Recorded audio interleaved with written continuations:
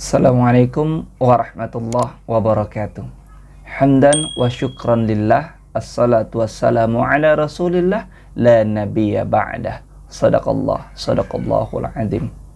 Ma'asyiral mu'minin dimanapun antum berada.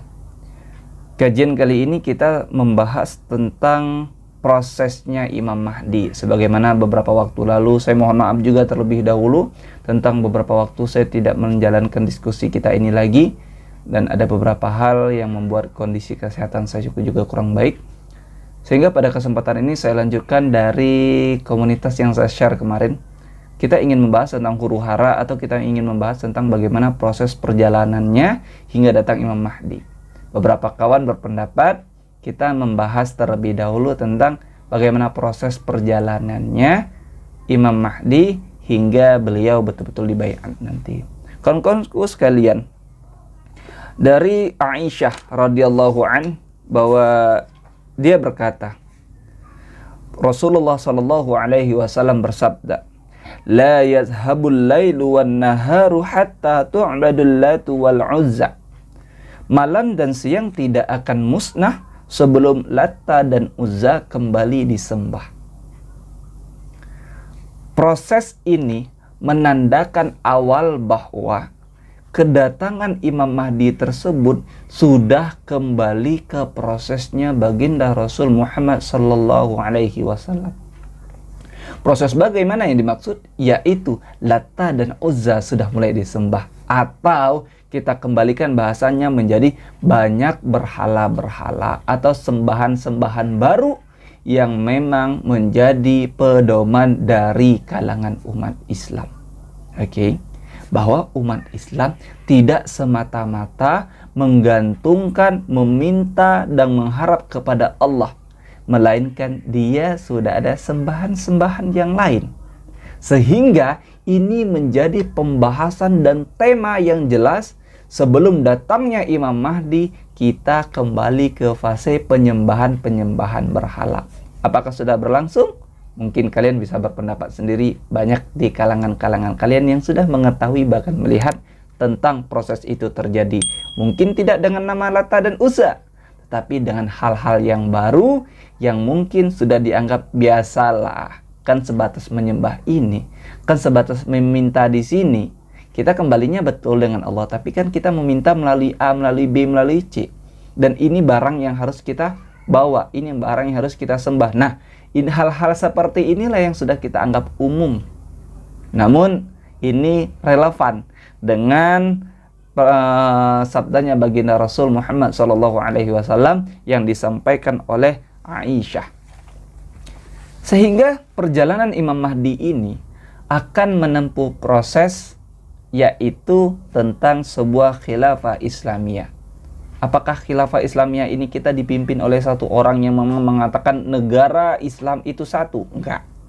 Jadi khilafah Islamiyah ini itu lebih ke arah bagaimana proses umat Islam itu sudah berkumpul dan menyatu dalam satu pemahaman dan satu tujuan bahwa Islam adalah agama yang sempurna dan agama yang diridhoi oleh Allah Subhanahu wa ta'ala. Bagaimana proses itu? Mungkin kita sudah umum mendengarkan bahwa banyak perjalanan-perjalanan tentang khilafah Islamiyah ini yang mungkin tidak kita sadari. Bagaimana yang saya maksud tersebut? Ulama-ulama kita sudah mulai rutin mengajarkan, menegaskan, dan membatasi bahwa umat Islam itu harus begini dan begini dan begitu. Jangan sampai kalian begini karena kalian akan keluar dari seperti ini. Jangan sampai kalian begini, kalian akan menjadi orang yang seperti ini. Dan itu menjadi gerakan-gerakan awal tentang bagaimana menyatukan satu visi dan misi kita tentang kesempurnaan Islam. Contoh, ulama-ulama kita sudah memulai dengan hal-hal seperti itu. Ada juga gerakan yang mungkin kita umum dengan politik parlementer. Mungkin beberapa orang mengenal dengan kata-kata Ikhwanul Muslimin, yang mereka berjuang dengan secara politik jelas di dalam pemerintahan. Atau kita mengenal juga dengan aliran sosial kemasyarakatan yang ingin membatasi ruang gerak agar tidak sampai terjerumus dan ceroboh kepada hal-hal yang mungkin batil, bahkan mungkin menjadikan kita serakah atau mungkin menjadikan kita menjadi orang yang tersesat. Apa gerakan-gerakan sosial tersebut? Kita kenal dengan beberapa Muhammadiyah, Nahdlatul Ulama, dan masih banyak gerakan-gerakan sosial sehingga ingin mengajarkan bahwa kita memiliki satu misi dan visi tentang keislaman. Ada juga yang bergerak dengan politik namun non-parlementer. Bagaimana itu? Yaitu tentang gerakan-gerakan ya mungkin lebih kepada orang kenal dengan Hizbut Tahrir, orang mengenal dengan lembaga-lembaga yang mengatasnamakan ini perjuangan-perjuangan Islam. Namun mereka non-politik. Mereka bergerak namun secara kepolitikan tapi tidak parlementer atau tidak tergabung kepada partai-partai politik atau kepada hal-hal yang bersifatnya kepemerintahan. Mungkin ada juga kita mengenal dengan perang langsung. Perang langsung yang kawan-kawan kita laksanakan di daerah Palestina, di Afghanistan, di Suriah, di Yaman, di Somalia, dan masih banyak negara-negara lain yang mereka mengatakan bahwa berjuang mati-matian tentang kesempurnaan Islam dan menjaga keteguhan iman Islam mereka. Jadi apakah ini menjadi salah satu bagian dari khilafah Islamiyah? Ya, benar. Jadi mereka khilafah Islamiyah itu adalah tentang keteguhan dari satu pemikiran, bahwa Islam adalah agama yang sempurna dan kita wajib bersatu. Mungkin caranya kita masih terbelah, caranya kita masih terpecah. Jadi dengan hal-hal seperti ini, apakah ulama tidak bersepakat tentang kita butuhnya khilafah Islamiyah? Ya. Ada 3 pendapat besar yang saya nukil pada kesempatan kali ini, mengatakan bahwa sebelum prosesnya Imam Mahdi, kita akan kembali kepada satu proses, yaitu perjuangan tentang menegakkan keislaman kita. Dari Imam Ibnu Hazm al-Andalusi, beliau menulis bahwa telah bersepakat seluruh Ahlus Sunnah, seluruh Murji'ah, seluruh Syiah, dan seluruh Khawarij atas wajibnya imamah atau kepemimpinan tunggal tentang khilafah Islamiyah, dan bahwa umat Islam wajib tunduk kepada seseorang imam yang adil yang menegakkan hukum-hukum Allah di antara mereka dan mengatur mereka dengan hukum-hukum Allah yang dibawa oleh baginda Rasul Muhammad sallallahu alaihi wasallam. Namun ada satu kelompok dari Imam Ibnu Hazm ini, dia mengatakan ada satu kelompok An-Najdat yang semata merupakan sekte sempalan dari Khawarij yang mengatakan bahwa tidak wajib menegakkan imamah atau kepemimpinan Islam, yang wajib hanyalah menunaikan kewajiban sesama mereka. Dan ini dinukil oleh Ibnu Hazm di dalam Al-Fisal fil Milal wal Ahwa wan Nihal pada bab 4 halaman 149. Imam Al-Qurtubi juga berpendapat bahwa tidak ada perbedaan pendapat tentang wajibnya hal itu atau mengangkat imamah di antara umat Islam, terlebih di kalangan ulama. Namun ada satu kelompok juga menurut Imam Al-Qurtubi ini, dia mengatakan bahwa kelompok Al-Asham, orang yang memang tuli terhadap syariat, jadi mereka mengatakan tidak wajib, dan demikian pula orang-orang yang mengikutinya. Ditulis dalam kitab Al-Jamil lil Ahkamil Quran pada bab pertama halaman 395 karangan Imam Al-Qurtubi. Dan Imam Ibnu Khaldun juga berpendapat bahwa sesungguhnya mengangkat imam adalah sebuah kewajiban yang telah diketahui dalam syariat berdasarkan ijma'nya sahabat dan tabi'in. Jadi Ibnu Khaldun ini berpendapat kita akan kembali sebuah fase di mana jangan sampai ada kekosongan kepemimpinan umat Islam, atau orang yang memang kita pedomanin, orang yang memang kita anggap ini satu-satunya pendapat atau satu-satunya orang yang wajib kita dengar dan wajib kita ikutin. Kembali kepada fasenya para sahabat. Jadi ketika baginda Rasul Muhammad SAW, para sahabat itu melaksanakan ijma, dan para tabi'in melaksanakan ijma, bahwa setelah baginda Rasul Muhammad SAW langsung ada fase khalifah atau fase kekhilafaan. Itu jangan sampai kosong. Pemerintahan itu jangan sampai diisi oleh hal-hal yang zalim, atau umat jangan sampai kocar-kacir. Jadi mereka bingung kepada siapa mereka berpedoman, kepada siapa mereka ingin mendengarkan semua fatwa, semua pandangan. Sehingga Ibnu Khaldun berpendapat seperti itu, jangan sampai kita ada kekosongan khilafah Islamiyah. Dan ini pendapat dituliskan Imam Ibnu Khaldun di dalam Muqaddimah Ibnu Khaldun pada bab pertama halaman 203.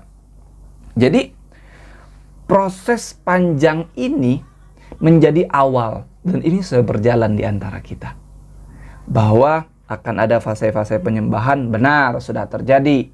Namun akan ada proses gerakan-gerakan kecil. Mungkin beberapa negara, beberapa kelompok, beberapa simpatisan yang ingin mengatakan bahwa bukan tentang menghilangkan negara, bukan. Jadi saya disclaimer dulu bahwa ini bukan tentang menghilangkan negara, tetapi bagaimana pedoman umat Islam itu berpegang teguh kepada satu pedoman tentang kepemimpinan, berpegang kepada satu hal tentang khilafah Islamiyah, sehingga tidak ada lagi perdebatan bahwa ketika kita mendengarkan fatwa, ketika kita mendengar seruan, apalagi Islam merasa dikucilkan, Islam merasa dilecehkan, Islam merasa dihinakan, maka pada saat itu akan muncul orang-orang yang siap, jelas, dan tegas mengatakan bahwa ad-dinul Islam, agamaku adalah Islam, dan jangan sampai dilecehkan oleh siapapun.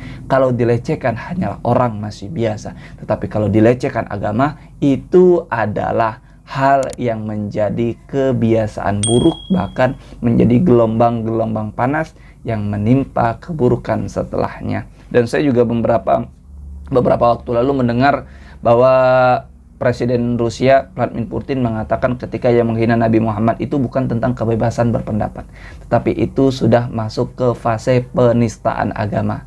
Bahwa di Rusia pun sudah mengatakan tidak akan membiarkan orang-orang yang menghina baginda Rasul Muhammad SAW. Saya mengatakan respect untuk Vladimir Putin, terima kasih, dan sudah menyuarakan dari hal-hal yang kami anggap itu akan menjadi gelombang-gelombang panas di masa mendatang. Jadi, bagaimana proses khilafah ini muncul? Oke, setelah kepemimpinan itu kita awali pemimpinan dunia ini oleh Nabi Adam alaihissalam, diakhiri oleh baginda Rasul Muhammad SAW. Kemudian akan ada proses-proses akhir di akhir zaman, itu dipimpin oleh seorang yang ditunggu-tunggu, yakni Imamul Mahdi. Namun apakah Nabi Isa bersamanya disebut dengan Nabi yang membawa risalah baru? Tidak. Jadi Imam Mahdi tersebut adalah orang yang membawa risalah baginda Rasul Muhammad SAW dan menyempurnakan dari perilaku umat manusia agar kembali kepada proses nubuwah. Jadi orang akan bertanya, adakah khilafah ala minhajin nubuwah sebelum munculnya Imam Mahdi? Sebuah masalah yang sangat wajar muncul pertanyaan seperti ini. Mengapa? Karena orang selalu mengatakan periodisasi perjalanan umat Islam itu bermula dari khilafah nubuwah dan berakhir dengan khilafah ala minhajin nubuwah. Sehingga kalau kita berpedoman seperti ini akan muncul dua opsi. Pertama, bahwa pendapat yang menyatakan khilafah ala minhajin nubuwah bisa saja tegak meski Imam Mahdi belum muncul. Kenapa? Ini ada landasan-landasan Al-Quran dan hadis yang mengatakan bahwa tetap muncul tentang khilafah ala minhajin nubuwah. Yang kedua, pendapat yang mengatakan bahwa khilafah ala minhajin nubuwah hanya bisa tegak saat Imam Mahdi telah muncul dan Nabi Isa telah turun ke dunia. Boleh jadi dan bahkan sangat mungkin sebelum kemunculan Imam Mahdi dan Nabi Isa, khilafah Islamiyah tegak. Namun hanya saja proses perjalanan atau dalam pengamalan dari seluruh risalah dari baginda Rasul Muhammad SAW itu belum sempurna atau belum 100%. Jadi jawaban tentang adakah khilafah ini, pertama, boleh saja terjadi. Ya, yang kedua, mungkin terjadi hanya di fase Imam Mahdi. Namun proses akhirnya tetap sama, yaitu finalnya kita tetap akan memimpin dengan sebuah kata khilafah. Tapi apakah prosesnya itu muncul ketika Imam Mahdi atau prosesnya sebelum Imam Mahdi? Nah, dua pendapat ini sama-sama umum dan sama-sama memiliki landasan. Kita coba dalamin dengan pendapat yang pertama. Tetapi yang ingin digarisbawahi bahwa khilafah Islamiyah, lagi-lagi saya katakan, itu bukan tentang menghilangkan negara.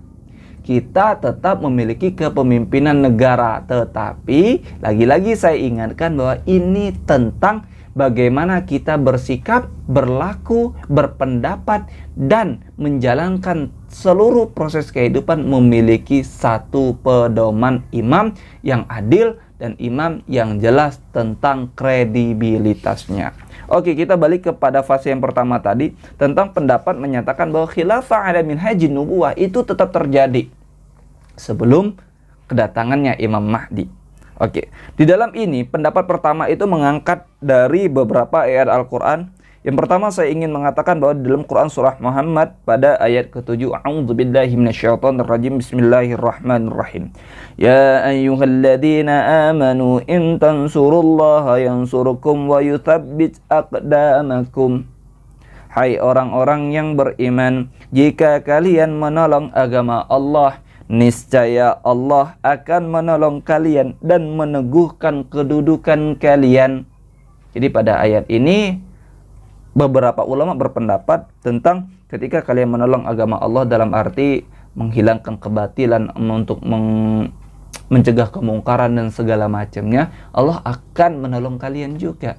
Dan Allah akan meneguhkan kedudukan kalian ini dalam artian apa? Kepemimpinan atau kemenangan untuk kalian. Selanjutnya saya ingin dari dalam Al-Quran surah Al-A'raf ayat 128, Bismillahirrahmanirrahim. Innal arda lillahi yuthiruha man yasha'u min ibadihi wal 'aqibatu lil muttaqin. Sesungguhnya bumi itu milik Allah. Allah akan mewariskannya kepada siapa yang dikehendakinya dari kalangan hamba-hambanya, dan kesudahan yang baik hanyalah bagi orang-orang yang bertakwa.